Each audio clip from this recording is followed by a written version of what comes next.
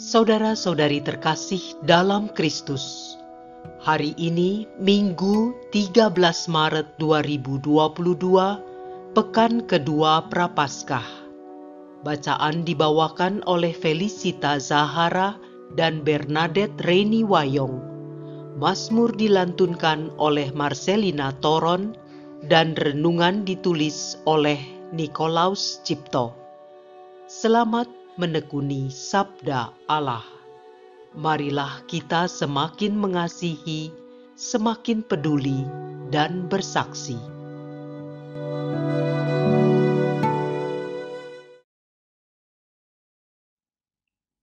Bacaan dari Kitab Kejadian, bab 15 ayat 5 sampai dengan 12 dan ayat 17 sampai dengan 18. Sekali peristiwa, Tuhan membawa Abram keluar dari rumah serta berfirman, "Coba lihat ke langit, hitunglah bintang-bintang jika engkau dapat." Maka firman-Nya kepada Abram, "Demikianlah banyaknya nanti keturunanmu." Lalu percayalah Abram kepada Tuhan, maka Tuhan memperhitungkan hal itu kepadanya sebagai kebenaran. Tuhan berfirman lagi kepada Abram, "Akulah Tuhan yang membawa engkau keluar dari Ur Kasdim, guna memberikan negeri ini menjadi milikmu." Tetapi Abram bertanya, "Ya Tuhan Allah, dari manakah aku tahu bahwa aku akan memilikinya?" Firman Tuhan kepadanya, "Ambillah bagiku seekor lembu betina berumur 3 tahun, seekor kambing betina berumur 3 tahun, seekor domba jantan berumur 3 tahun, seekor burung tekukur, dan seekor anak burung merpati." Abram mengambil semuanya itu, membelahnya menjadi 2, lalu diletakkannya belahan-belahan itu, yang satu di samping yang lain. Tetapi burung-burung itu tidak ia belah. Ketika burung-burung buas hinggap di atas daging binatang-binatang itu, maka Abram mengusirnya. Menjelang matahari terbenam, tertidurlah Abram dengan nyenyak. Lalu gelap gulita yang mengerikan turun meliputinya. Ketika matahari telah terbenam dan hari menjadi gelap, kelihatanlah perapian yang berasap beserta sulu yang berapi lewat di antara belahan-belahan daging itu. Pada hari itulah Tuhan mengadakan perjanjian dengan Abram serta berfirman, "Kepada keturunanmu lah kuberikan negeri ini, mulai dari sungai Mesir sampai ke sungai Efrat yang besar itu." Demikianlah sabda Tuhan.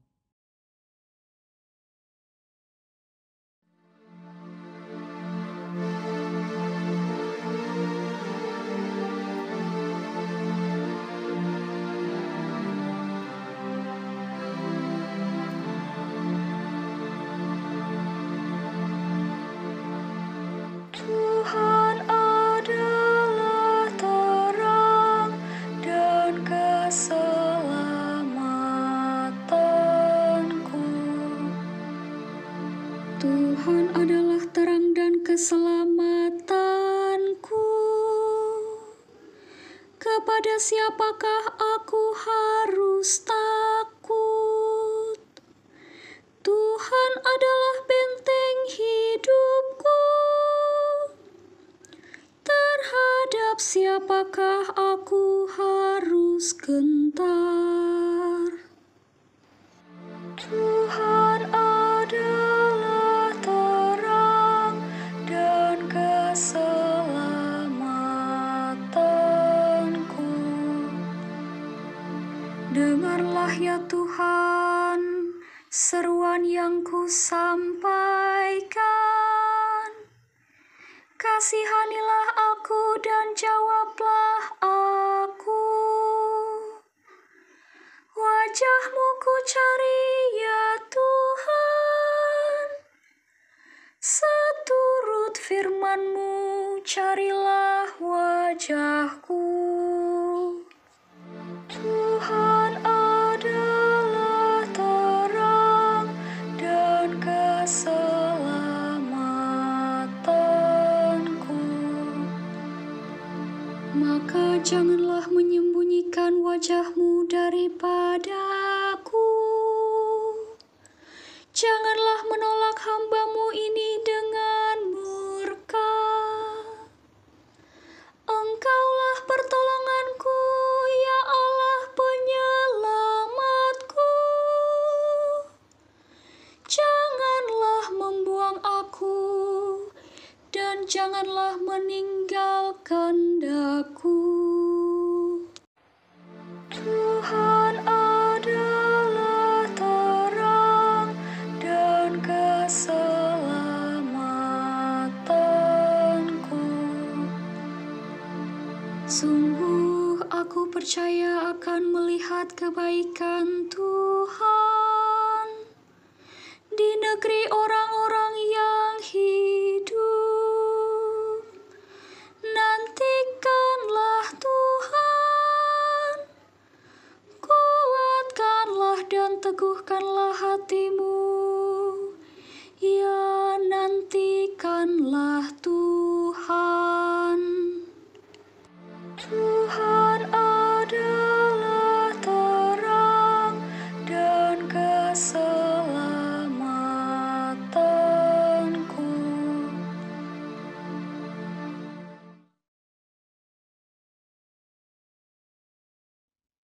Bacaan dari surat Rasul Paulus kepada jemaat di Filipi.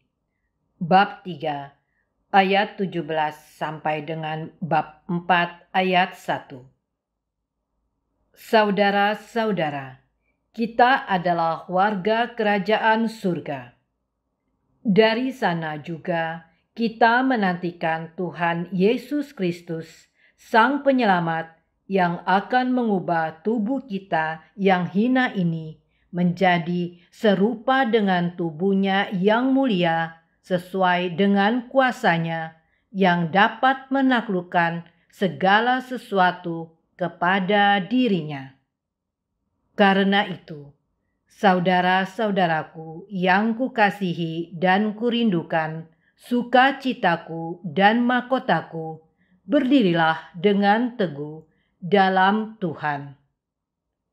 Demikianlah sabda Tuhan.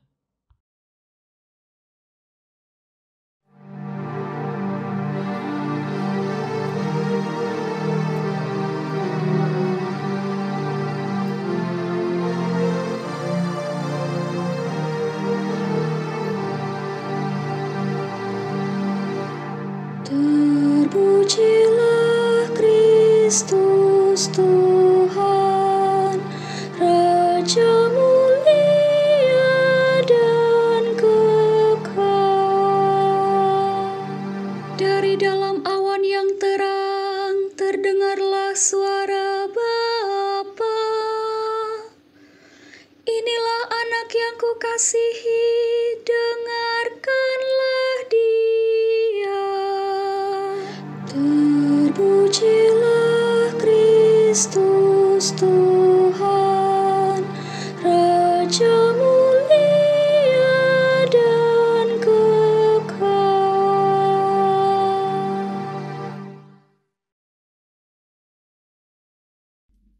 Inilah Injil suci menurut Lukas, bab 9, ayat 28b sampai dengan ayat 36.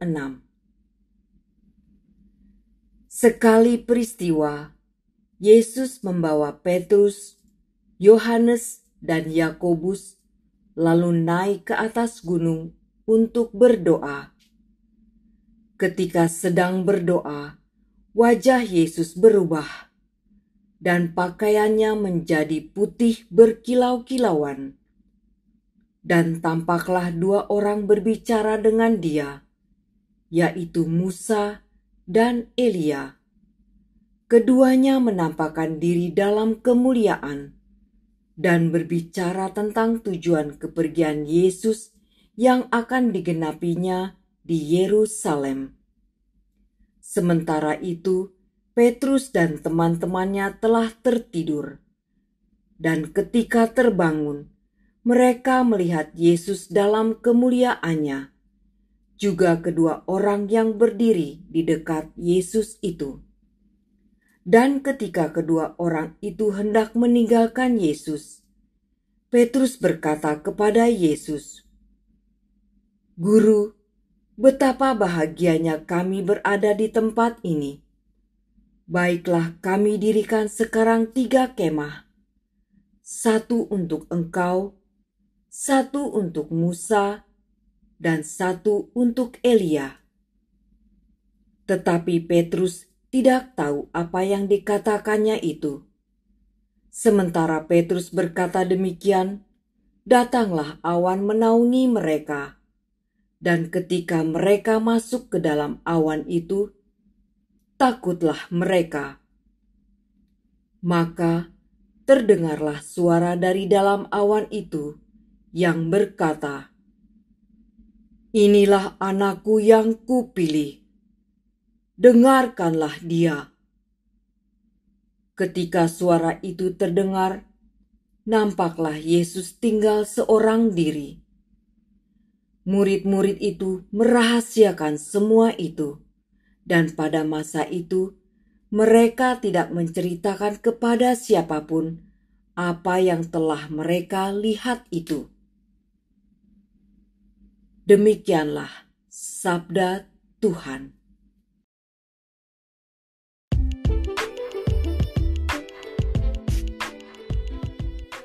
Pengendalian diri dan keteguhan dalam iman. Renungan dibawakan oleh Nikolaus Cipto. Bapak, Ibu, Oma, Opa, rekan-rekan dan adik-adik yang terkasih dalam Kristus. Santo Yosef dari Cupertino pada masa mudanya sering menghadapi masalah karena sulit berkonsentrasi. Hal ini karena beliau sering mengalami ekstase rohani. Bahkan ketika beliau telah menjadi seorang imam Ordo Fransiskan, ekstase itu sedemikian dahsyatnya hingga menyebabkan beliau terbang melayang dari hanya setinggi beberapa inci sampai ke lantai 2 atau lebih. Dan semua peristiwa yang dialaminya tersebut, juga kemampuan penyembuhan yang luar biasa, telah membuat banyak orang yang menjadi saksi hidup kagum dan terpesona. Dan akhirnya gereja pun mengakuinya sebagai orang kudus atau santo. Bapak, Ibu, Oma, Opa, rekan-rekan dan adik-adik yang terkasih dalam Kristus. Pesona yang ditampilkan oleh mukjizat di luar nalar sering mendatangkan kekaguman dan membuat kita kehilangan kendali karena rasa takjub yang dahsyat.